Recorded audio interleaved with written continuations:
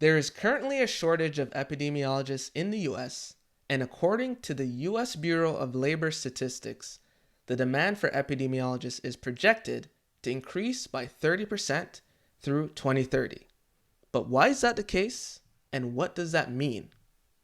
Hello everyone. Welcome to Public Health Insights live podcast and Q&A brought to you by the University of San Francisco School of Nursing and Health Professions on why public health needs more epidemiologists.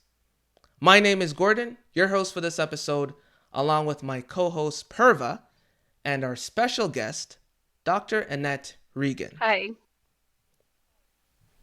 All right, everyone, that's Dr. Regan. Dr. Regan, do you want to tell our audience a little bit about yourself and what you do? Sure. So first of all, thanks for having me on this Saturday morning. I am a perinatal and infectious disease epidemiologist. I did my epi training back in 2006. I've worked for a few different agencies, so I've had a little bit of a taste of public and private epi work. So I've worked for CDC, I've worked for state health departments. Now I work for academia at University of San Francisco.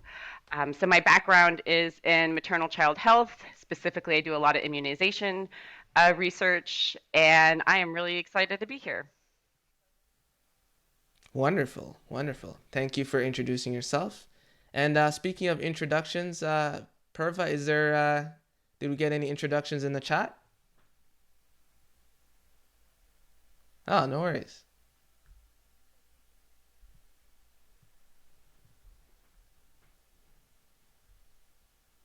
I see. No worries. We got Crystal from the US.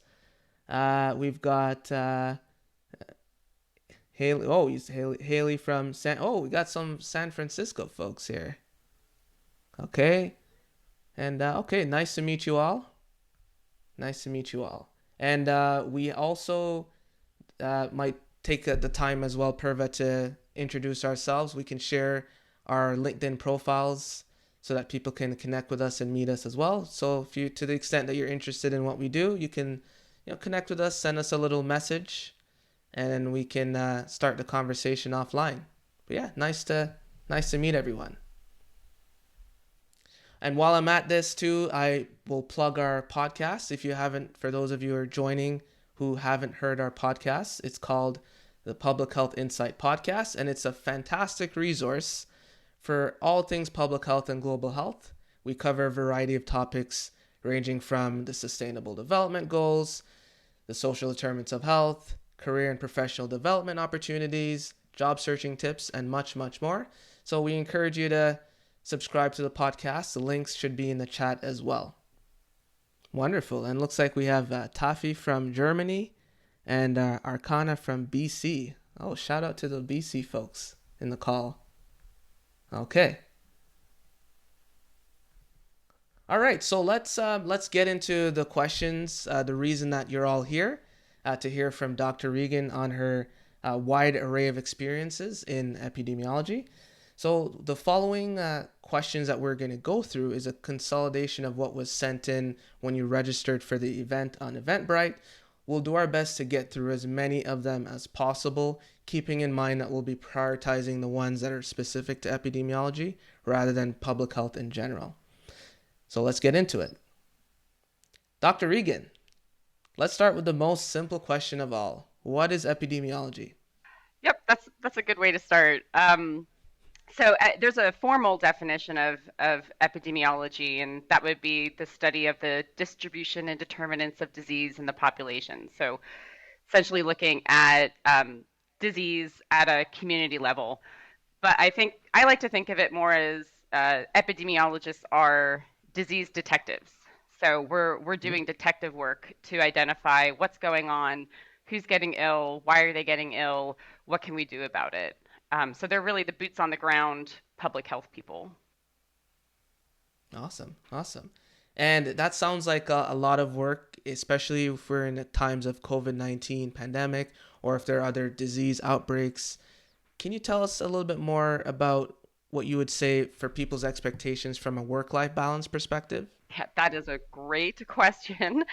Having been somebody that's worked for public health departments, like at the federal level and at the state level, I can tell you, it's pandemics are going to keep you really busy as an epidemiologist. And I know that there's been a lot of work that's gone into trying to, keep people from burning out and but keep the staff going and keeping the epi work going. So it's a really tricky balance. And this pandemic in particular has been tricky because typically with previous pandemics, it's not something that lasts for years. It's something that lasts for a couple months, maybe 6 months max. It's not something that goes on this long. So this has really been, I think, a learning experience for how to keep people happy and healthy, but keep the epidemiology work going. I would say outside of the public sector, it's a little different. We definitely there's a need, it's still a big need for COVID work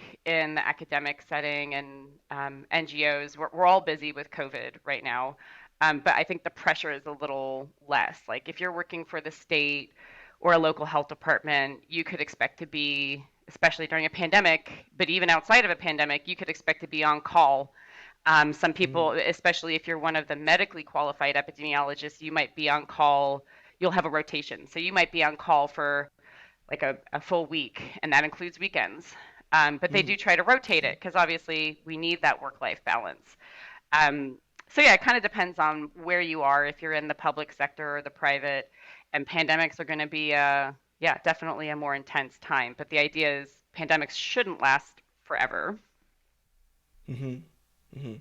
And for folks who want to get sort of a real world experience, kind of learning and getting some insights from epidemiologists, are there opportunities typically where someone can shadow an epidemiologist or work to just understand a little bit more about what that work entails, to know if it's for them?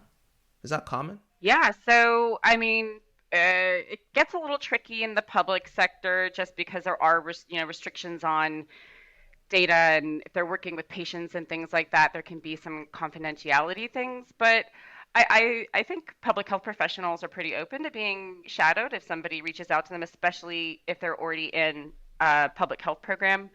And most MP Masters of Public Health or MPH programs that would give you training in epidemiology have a practicum requirement where you would actually be placed at a site, and that would give you the opportunity to get some on the ground experience.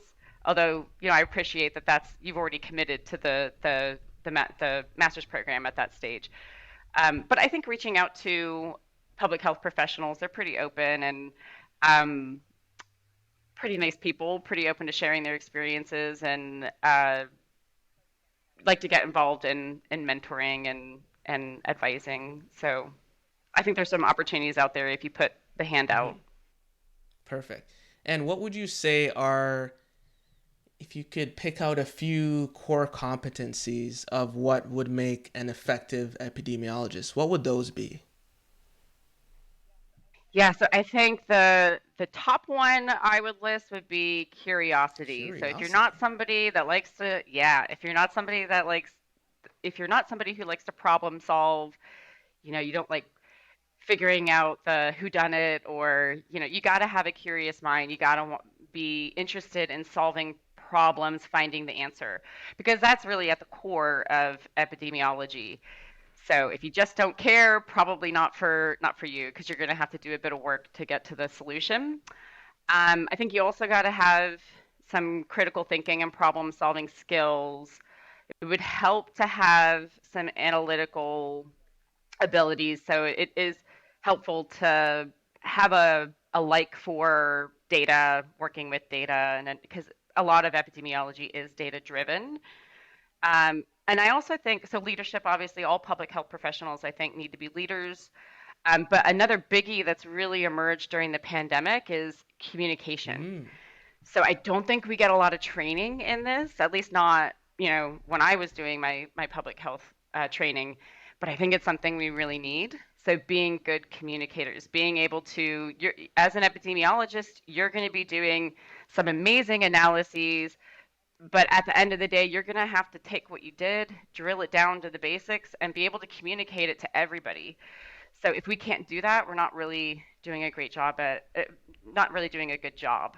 So I think that's something that's a really good skill to have as an epidemiologist, to be able to communicate to everybody what you're doing and what it means, and something that we learned we need to do maybe a better job at during the this pandemic. Wow, I'm curious that about of all the five things that you listed, really only as a technical skill, there was really only one in there at being data analysis, and the rest is around that mindset, that curiosity, how to be effectively communicate maybe orally and through data visualization and things like that. So that's I think that was pretty enlightening for me.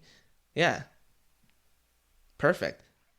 Yeah, I mean, I think the analytic is definitely there, but there's a lot more to it than just that. You can do if you're just interested in analysis, I would say, there's other Mm, areas as well, like biostatistics or data science. But I think really to be a really good epidemiologist, it'd be nice to be well rounded and be able to mm, do all these, because you're going to have to, if you're going to do field epi, which is where we actually go out to a community that maybe is experiencing an outbreak, you're going to have to work with mm, people. You're going to have to, go out there and maybe ask some sensitive questions that they aren't going to be super happy about answering.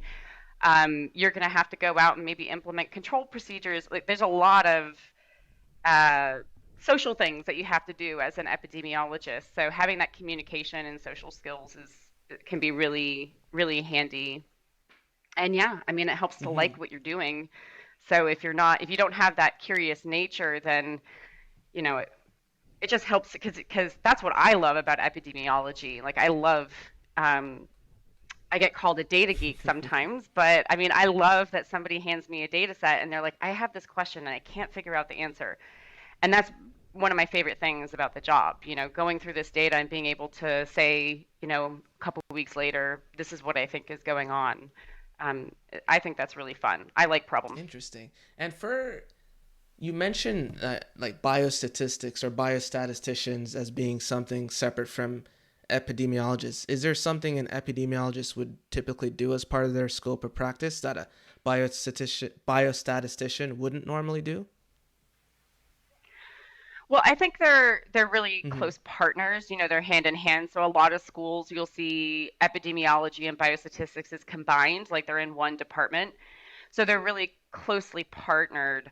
But I would say in general, biostatisticians are maybe less involved in the actual going out and Mm, collecting the data. They're very heavily involved in the right now I've got the data. This is the best way to analyze it. I need to be careful because this mm, variable is, distributed one way and this variable has a lot of missing. People didn't complete this one question very well. But the epidemiologist is going to be a lot more, I mean, they right. can do both.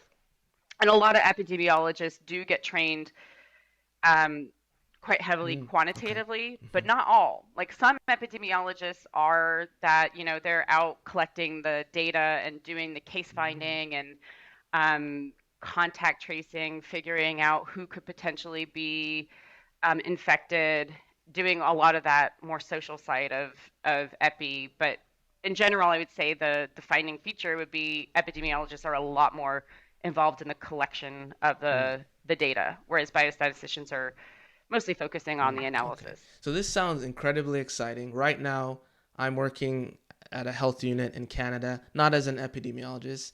You have me starting to think about maybe a little career change. So if epidemiology sounds so interesting and it sounds like very great and impactful work, why are we having this shortage in the first place? Yeah, so that's a great question. I mean, part of it is we continually we know that we have a chunk of public health professionals that are Mm, retirement eligible. So we have that constant, but that affects all public health fields. I think the major reason is that we have, if you're thinking about supply and demand, we have a never-ending supply of problems that keep coming our way. So I mean, we had even before COVID, we had Zika, we have a serious opioid crisis.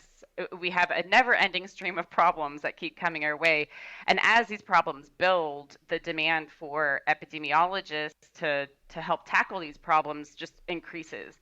And I think the pandemic really showed us that we need to resources Mm. pre-pandemic, like outside of pandemic. We relied really heavily on contractors and short-term workers, and that's really hard to do long term. It's a lot of it's and it's not great for people as well to have ongoing like short-term work. We want to have full-time jobs with some stability.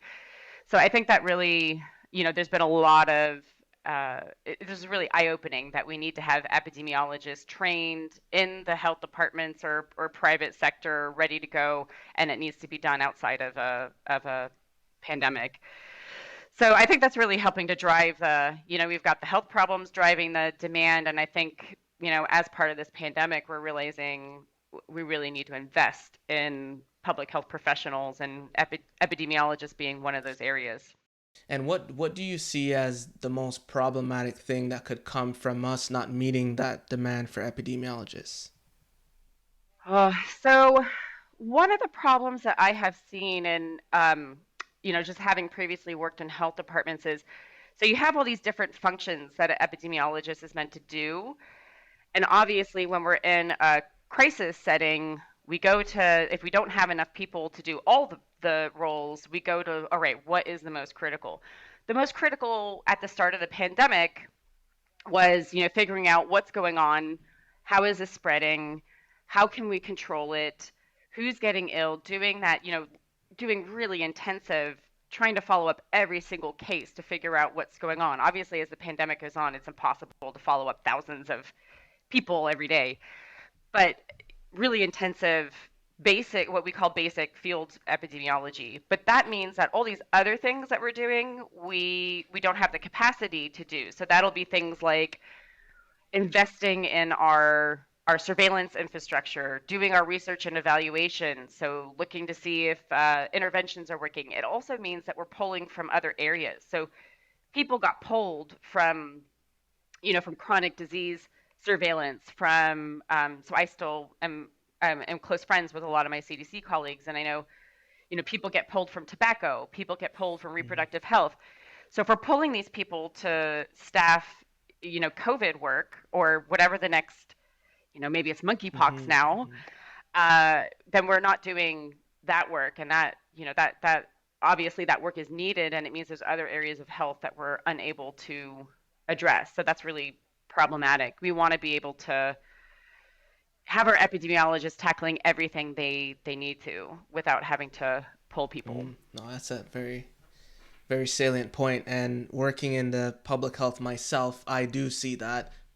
I've been pulled into communications, pulled into different departments, and you're leaving. We're not on purpose, but that ends up meaning that we neglect certain programs that we would normally staff, and then for sure that could lead to a problem going forward.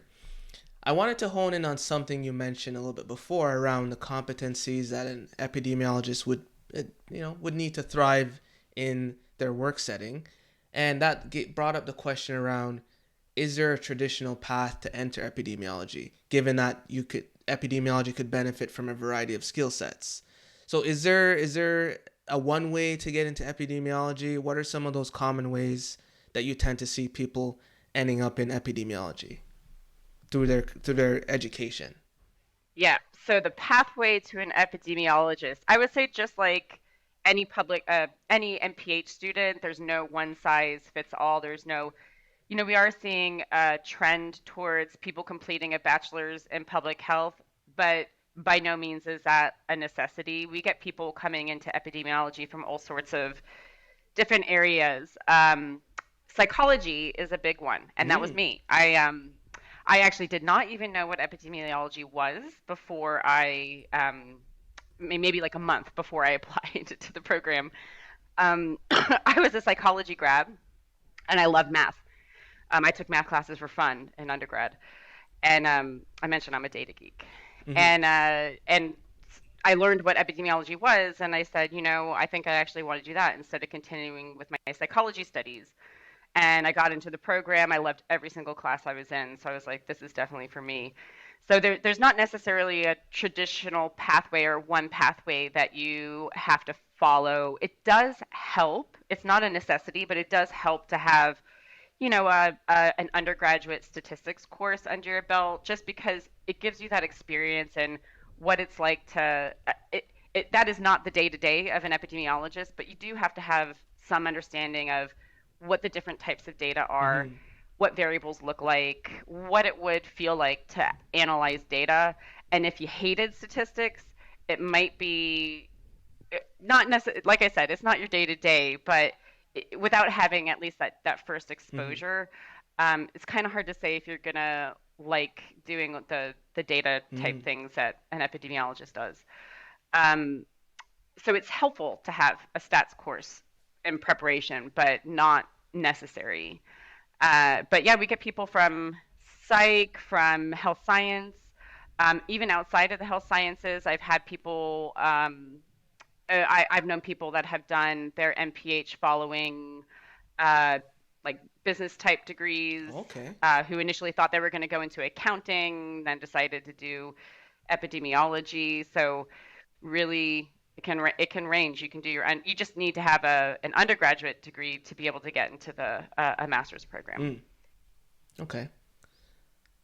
All right. So that was very helpful, and that's typically what we see with the different career fields in public health. There's not a linear way to do things, which is really exciting. Gives people the flexibility to explore other areas in their career development as they learn more. So I think that's a very important piece. For folks, I know we talked a little bit more about in the beginning about someone who's interested in epidemiology, but they want opportunities to learn more from people in the workplace.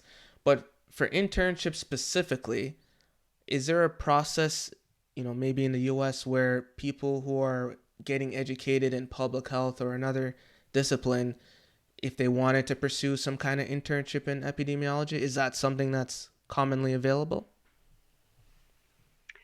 Yeah, so if you're in a master's of public health or an MPH program, not every program requires this. Ours does, and I know a lot of programs do have a practicum component, so like an internship.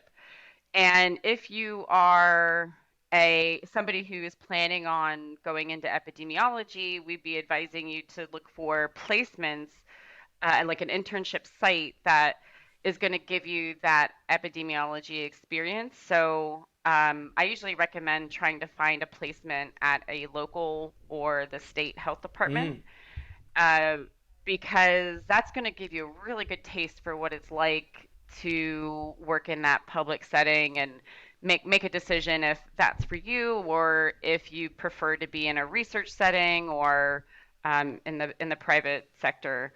So, I'm down here in Orange County, and we have great places to do your practicum, like OC Healthcare Agency, Long Beach Health Department, plus we have LA County. So there's lots of good local as well as your state health department to um, try and find a placement where you can get that experience before you graduate. And typically that's done in the last year of your studies. So it's kind of allowing you to use what you learn in your first year in the actual workplace in your second year.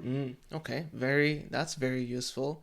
So, yes, everyone, there is a pathway to get an internship in epidemiology, and Dr. Regan did a great job explaining how some of your options to do that. Now, you've kind of already answered this as well, but we've got a lot of questions with people curious about where epidemiologists work. So typically, people think of the public sector, for governments, for health authorities in the state. Is there opportunities in the private space, consulting? What is your experience like on that?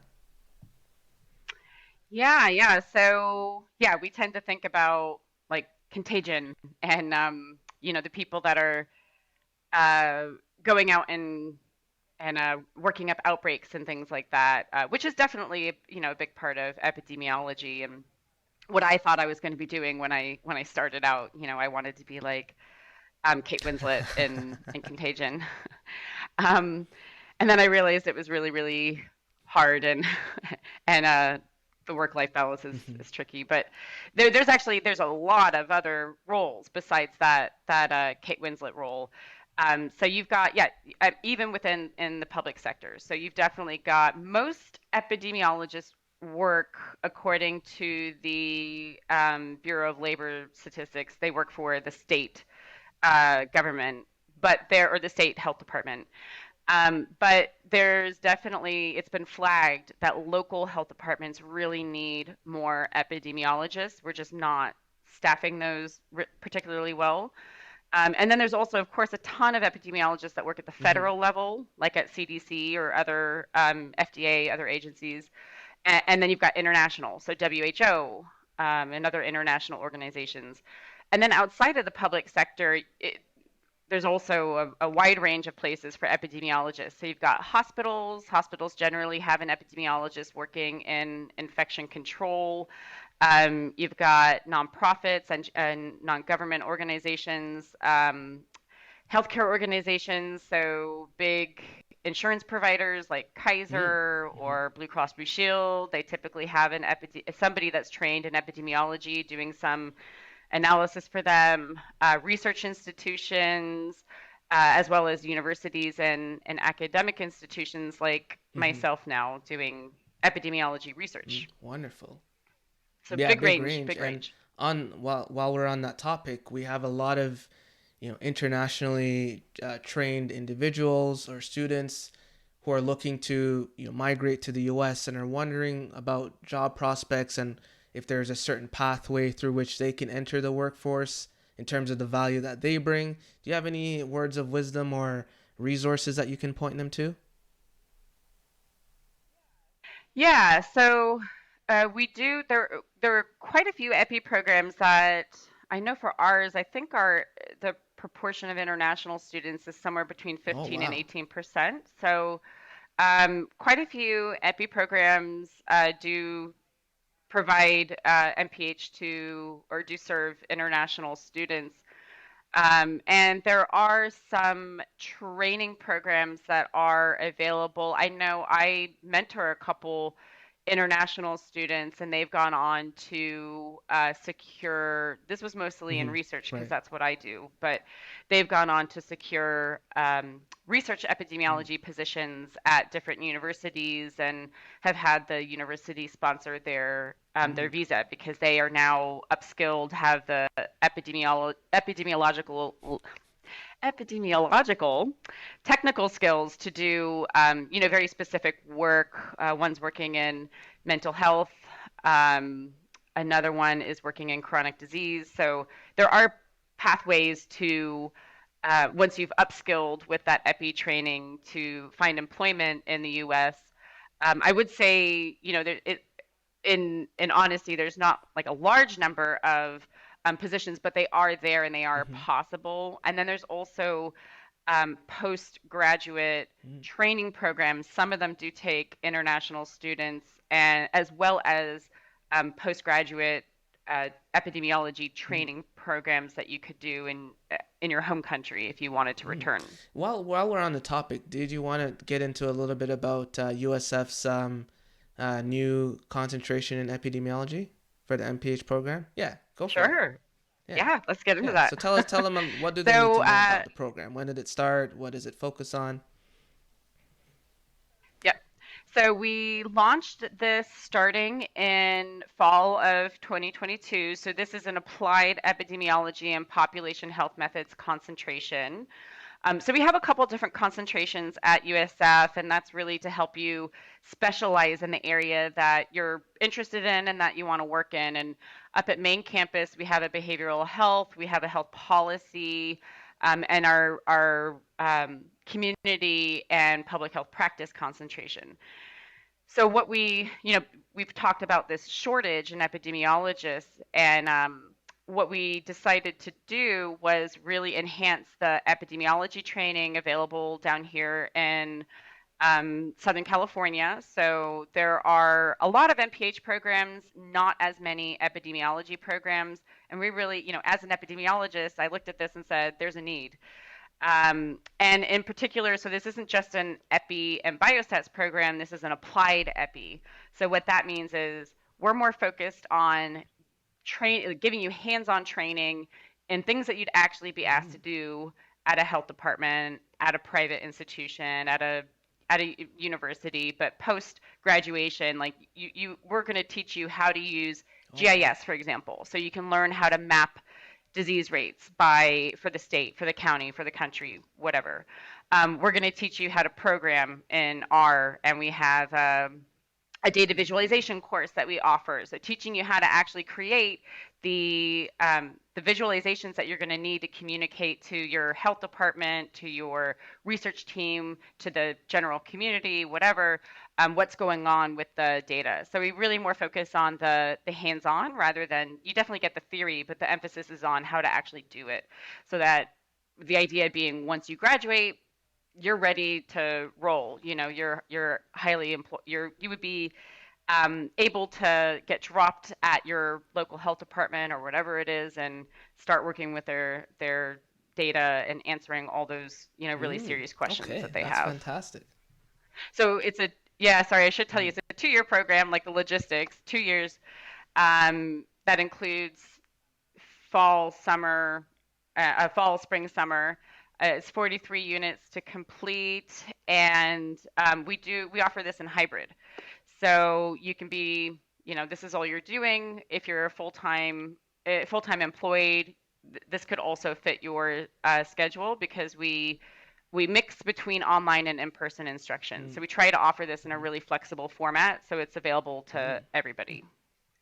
And we take international students. There you go. Apply. Is the application cycle complete for the cohort? The most important question. Mm. Yeah, so we actually take applications on a rolling basis. Oh, okay. I believe we do have a few spots still available for the incoming fall cohort if you were interested, and obviously we'll consider applications for. We only admit for fall, so Right. we have a few spots left for fall 22. And then if you were interested in applying for fall 2023, of course, we welcome those. And I think my details are available through the podcast. I'm always happy to speak outside of this with anybody thinking about applying and wanting more info. Oh, perfect. One question we get asked from our international community as well is there a certification or examination that one would have to take to become an epidemiologist allowed to practice in the United States? Yeah, and that's a good question. So if you are, so I think I mentioned that there are some epidemiologists that are medically qualified, and some epidemiologists that are PhD qualified, like Okay. myself. I don't Okay. have a medical background. So if you're medically qualified, of course, like all the rules and requirements that apply to medical professionals would apply to that. But in terms of the epidemiology side, we don't have a certification or any licensing requirements like that.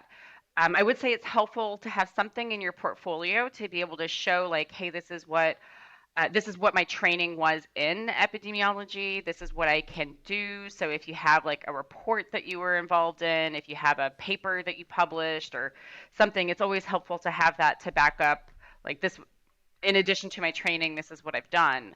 And then, of course, generally you would need a master's of public health to work in epidemiology. So having the degree would be important, but there's no licensure or certification. Okay. Good to know. Good to know.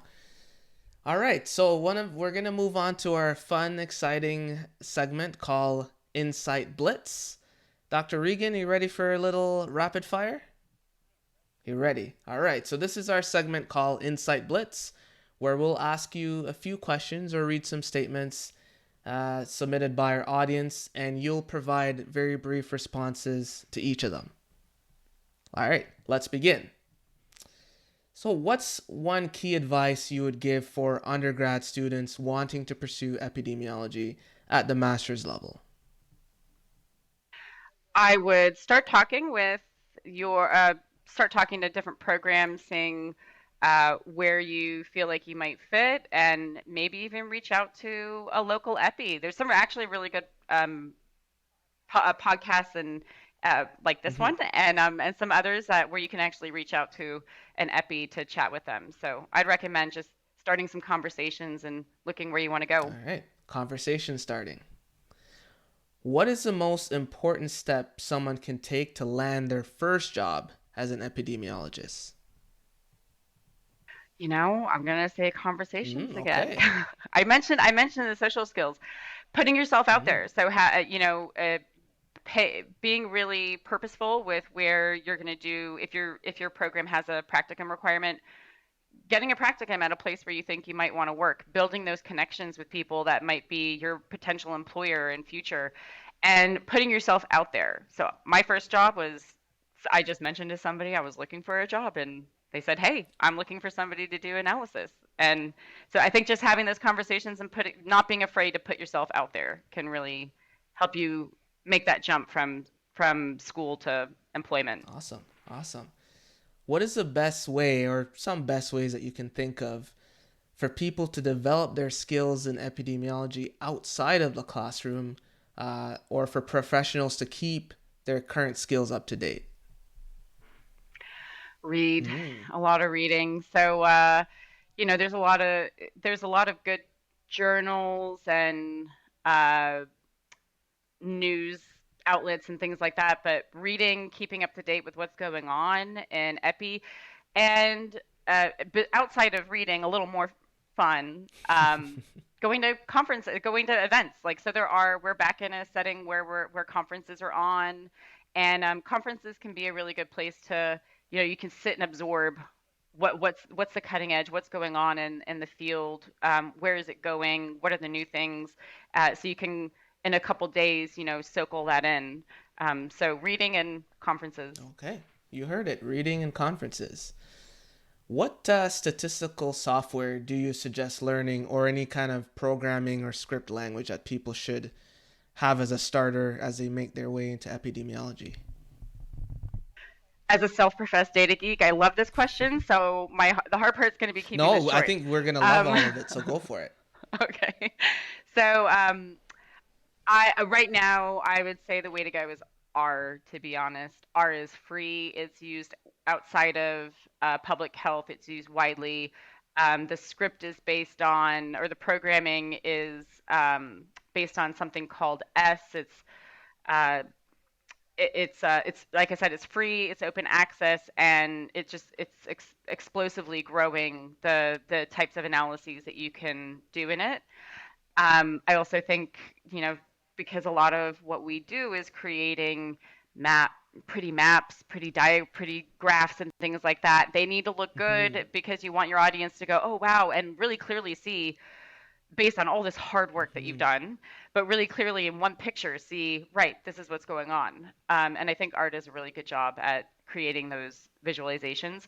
But there's a lot of programs available. So like I was trained in SAS, and so it's kind of like I invested a few years in learning French or something, and it's hard for me to lose that. So I still use SAS a lot as well. And SAS is something that if you have that on your CV, it's a very Mm. sellable skill. It's used a lot by CDC. It's also used a lot in the private sector and outside of Mm. public health.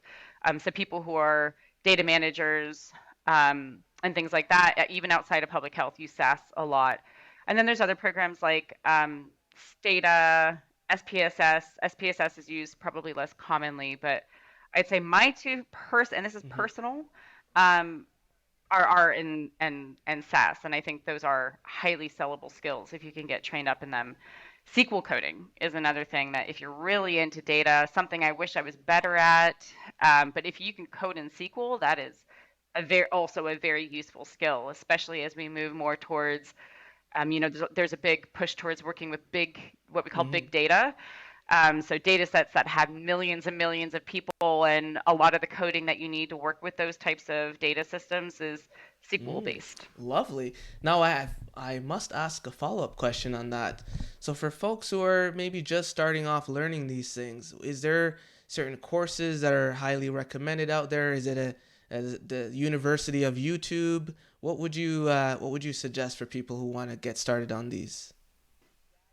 Yeah, yeah. So there's a lot of places you can go on the web to find training. So I know a lot of universities actually have, so their EPI and their biostats department will host online trainings, like maybe a short summer course. And because of the pandemic, a lot of these are Hmm. online, so they're very accessible to regardless of where you are in the world.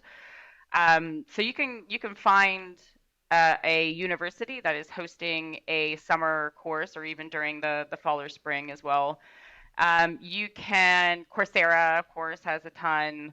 And then hopefully, if you're somebody that hasn't like made the jump to Hmm. MPH yet, you can look for a program that's going to provide you with some of those trainings. And because, it's always nice to have it as part of your graduate training. So you have an instructor there to work with you in developing those skills, and something that you're going to use. Like when I was learning SAS, it was really helpful that it was the full two Hmm. years we're using it. We're constantly using it, and it's, like I said, it's kind of like learning French. So it's really handy when you're having to speak French all Right. the time versus something that you're trying every Hmm. now and again. So I think also if you're shopping for programs, making sure that the things that you want to learn are incorporated into the program. But there's a ton of online resources that you can find to learn, especially R, because R is a very, I mentioned, free open source community. There's a ton of blogs, um, videos, and sites that you can find some free training to learn how to at least get you started Hmm. in R. And out of curiosity, it's always a tricky spot where there's certain skills that are self-taught and how you would reflect that on a resume. Do you have any suggestions of how someone would go about showing a competency that came from their own self-learning versus on the job? Do you understand what I mean? Yeah. I understand what you mean. Yeah, that's a very, so I mean, for example, I have formal training in SAS, but I Hmm. taught myself R. No, I didn't do a formal course. And R is kind of one of those things that it's actually quite challenging to teach, because because it's so open source. It's not a Hmm. linear process. It's not like you start with this procedure, you move to another one. It's like, here's one thing that I want to do. There are 50 different ways that I can do it, and it's not necessarily that one way is wrong. So it's this very open learning environment. I would say if you want to demonstrate that you can do it, be willing to provide sample Oh, okay. code. Like let's say I was hiring for an RA, and I needed to know that they could code in R.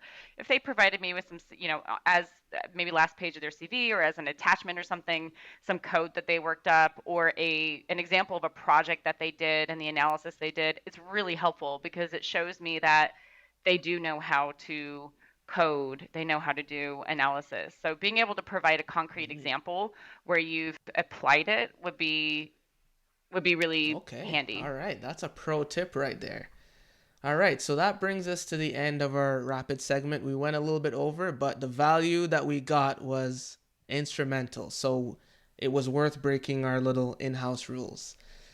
Now, on to transition out of that, I think you've sort of alluded to this. Folks were asking around the minimum educational requirements to practice as an epidemiologist. It's sounding like you have to have at least a graduate degree to be considered for positions where you're practicing as an epidemiologist, or can some people get in with just a bachelor's degree?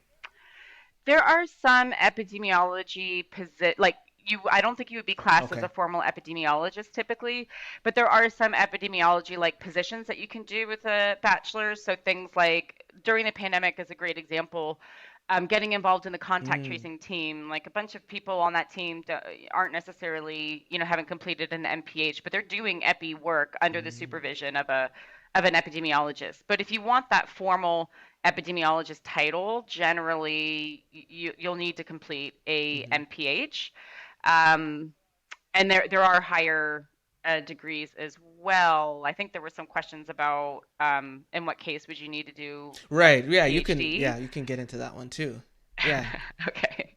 I think a lot of epidemiologists, especially in the public space, are MPH Hmm. qualified, and that's definitely enough to get you in and to move up. PhD is really more for if you're going to go into the academic space, and if you think you might want to, like, if you want to be a leader in public health, like you want to have your own team, you want to be leading your own research program, something like that, like it would be helpful to have a PhD, because the PhD, so the MPH is going to give you that really solid base, like you have great technical knowledge in epidemiology through the MPH. The PhD is going to give you that space to, right, now you have that foundation, but I want you to develop something on your own. You're working with your mentors and your supervisors, but this is really your thing now. I want you to create something from scratch, figure out what your research questions are, and create a 3-year research Mm-hmm. program out of that, and then show us what you found. So it teaches you that independence and that leadership that you would need to, once you graduate, go on and lead your own team. It's also helpful to have, if you think, even in the public sector, um, I don't think a PhD Mm-hmm. is needed to move up to be like the senior epidemiologist or the managing epidemiologist, but it doesn't hurt to have people definitely do look at it as, they recognize that you've had that leadership experience as part of your training. So it is definitely respected and weighed. Uh, it is taken into account for leadership positions, even in the public sector, but not necessary. I know a ton of really exceptional epidemiologists that are branch chiefs now at CDC, and Mm. they never did the Interesting. PhD. Okay, that is good to know. That is good to know. Let me look into the chat really quick to see if I see a question. Epidemiology. Okay. So we have a question about. Okay, let's look at. I think Kaja's question about, to what extent are epidemiologists in, managing projects. You kind of alluded it there with having your own research program. Of course, you're planning out projects. Research fits underneath that. How much would you say, in terms of an epidemiologist role, are you managing and leading projects? How much of it is project management, essentially? So this is Mm. a great question. So I would say MPH previously, and I'm talking Mm-hmm. about public health in general. I think project management is a really important skill to have for any public health professional, because a lot of what you do in public health is Mm-hmm. project based. So you're working on a tobacco control Mm-hmm. project, or you're working on a community project to improve healthy eating. Like it's universal. And the same thing goes for epidemiology. So a lot of it is project based. So we had an initial outbreak of monkeypox, right? So you need to work up a what could be perceived to be a big project, where you're going to go out and who's going to be doing the case finding, managing the case finding team, working out, coordinating between them and your surveillance team and your program officials, like the people that are actually doing a lot of the really important administrative stuff. So coordinating between these groups, um, actually coordinating at a project management level these different activities is really, really important. And then for me, as a PhD epi at a university, I mean, I have a series of really big Mm-hmm. projects, that I'm working on. So like right now, I have $1 million study that I'm having to manage, where I have a team working on 3 key research questions that we have, and from start to finish, working on setting up the initial contract. This is all the less sexy epidemiology work, but really, really important to, it's part of the pie that you have to deal with. So, and some people enjoy it more than others. I prefer the data side, but setting up the contracts, getting the data agreements together, hiring the team, managing the team, and then of course doing all of the actual epi work, and then at the end of it, doing all the reporting, making sure that you're meeting all the requirements that you have to meet, reporting to your funder, reporting to your IRB, your ethics Mm. committee. There's a lot Right. of project management that's intertwined with public health, and epidemiology is included there. So I always think having some project management training is really helpful. And in some of our MPH concentrations, we Mm. incorporate a project management course in particular to help you get that experience. That's fantastic to hear. When I realized project management was such a core skill, we didn't really learn it in our MPH, so I went and did a certification separate to that, and it's changed the way I function in the workplace. It's made me more aware of the different components. Some of the components are logistical, not necessarily health related, and you also have to be good at those for your projects to succeed. So I'm glad that some programs are integrating that. Absolutely. I think I saw your PMP. That's right. Yeah, Yeah, yeah, it's yeah. great. Congrats on Thank that. you. That's a great certification to have. I did Prince, Prince. but Oh, yeah, okay. Prince. same. Yeah, same idea. Yeah, yeah, Yep. yep. Very, very important. I can't stress. I echo what Dr. Regan said. It's one thing to know about certain theories and concepts, but you're working with people, you're working with different departments, you have funding, how to use the funding appropriately. Can't stress it enough. Can't stress it enough. Can't stress it enough.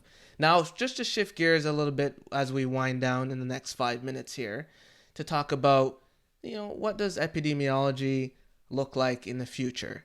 So, the first question I have for you on that, in this regard, is, epidemiologists, the role that they're playing now, what does it look like in the future in terms of preparing for future pandemics, addressing health inequities? What is epidemiologists' role in this regard as we transition into the future of public health?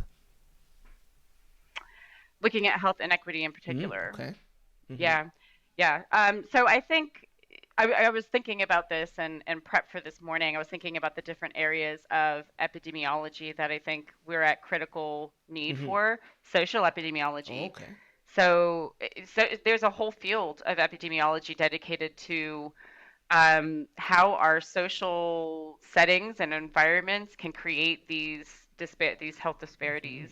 And I think that's a really growing and important area. It's no, when my MPH training was done quite a while ago now. And I didn't even know what social epidemiology was at the time. I don't even think there was a course on offer. It's definitely something that's being emphasized a lot more. And I think for the next 10 years, we need more social epidemiologists. I mean, these are so it's not like it's something Mm-hmm. new. It's not like we haven't known that this is a major problem. But I think we have just like the pandemic, there's attention, there's light shown on this now, and I think we have the buy-in from funders and other places and other important agencies to really do the work. So I think having social epidemiologists to tackle some of these the drivers of inequities and what we can be doing better as public health professionals. I think that's a major role for future epidemiologists. Awesome. So that gives us a sense into where. So we know there's an overall demand and projected increase in demand for epidemiologists, and social epidemiology is a place where we think that's going to be for sure an area of need, depending based on what we're seeing now and what we know we're going to see in the future. Some people are wondering though, based on this, and we're advocating for people to go into epidemiology. Based on your perspective and what you know, is there a chance that it becomes too saturated? Can we have too many epidemiologists, like based on the landscape that we have now?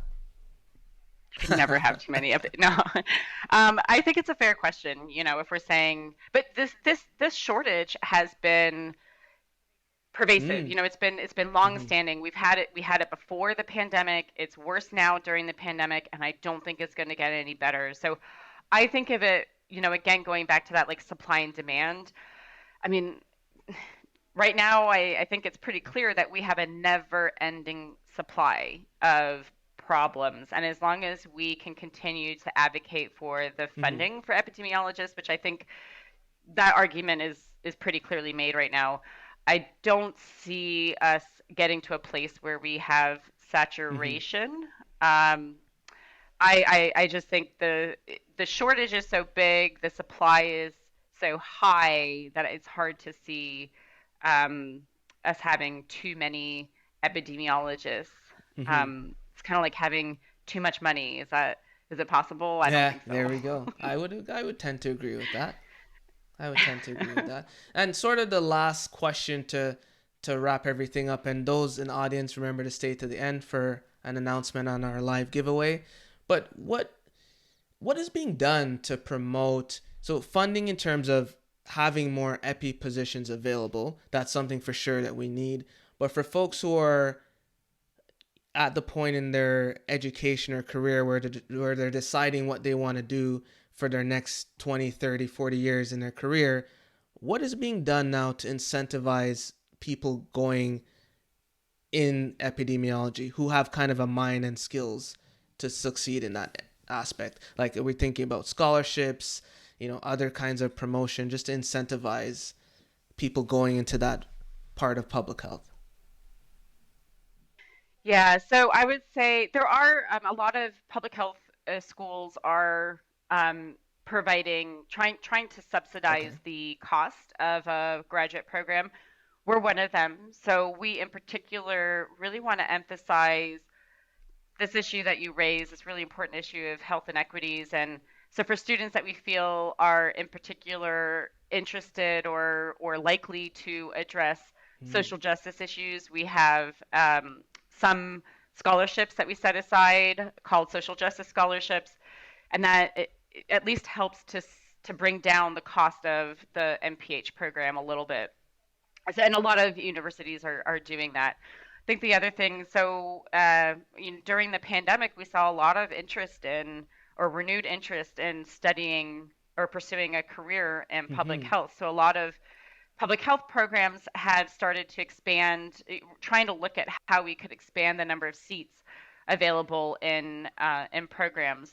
So how can we provide more training to a larger student body, but not Mm. lose that really nice teacher to Mm-hmm. student ratio and the hands-on experiences that they get with their instructors. How do we train up more people but not lose the experience that each student gets? So that's another thing that I think programs have been trying to tackle.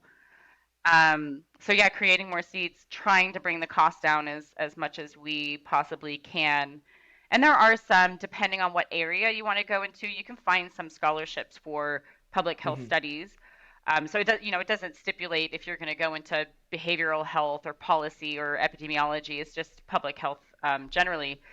But depending on, there's some nutrition scholarships. It kind of depends on what area you're planning on going into. But you can find some public health general scholarships to um, help get you help at least bring that Mm-hmm. cost down and make it easier for you to pursue a graduate degree in public health, including epidemiology. Fantastic. Dr. Regan, this has been a blast. We could keep you here for another 2 or 3 hours, but I'm sure you don't want that. But I will give you an opportunity to say any last words that you might have to those who are joining from all over the world. We see Bahamas, Switzerland, people from all over the place. So any kind of final words, inspiration, have you that you can impart on folks who are generally interested in epidemiology and maybe why they should consider it as a career path?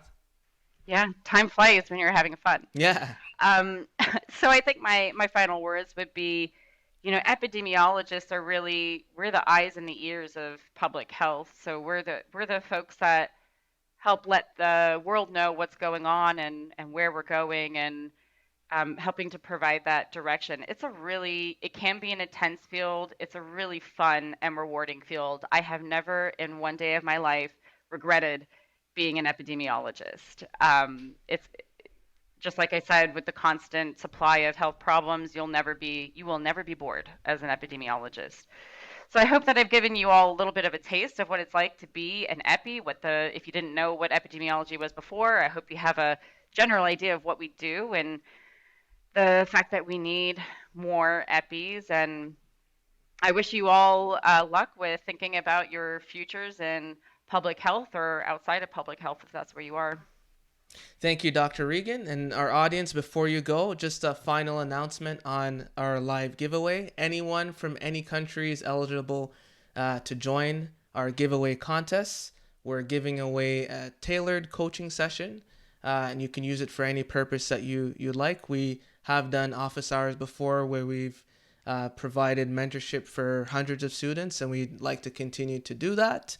So there is going to be a link in the chat box. You can click it. There's a couple things for you to fill out to be eligible to enter the contest, and we'll make an announcement next week as to who that winner is, and we'll be getting in touch with you. Dr. Regan, this was a fantastic podcast. I learned so much. Now I'm second guessing my career that I thought I was going to do in public health, and I might turn up as an epidemiologist in 2-3 years from now. But I hope that Come on down to Orange County. hey, be careful what you wish for. Be careful what you wish for. This was a blast. Thanks for listening, everyone, and thanks, Dr. Regan. We'll go in the backstage now. Take care, everyone. Don't forget to fill out the giveaway.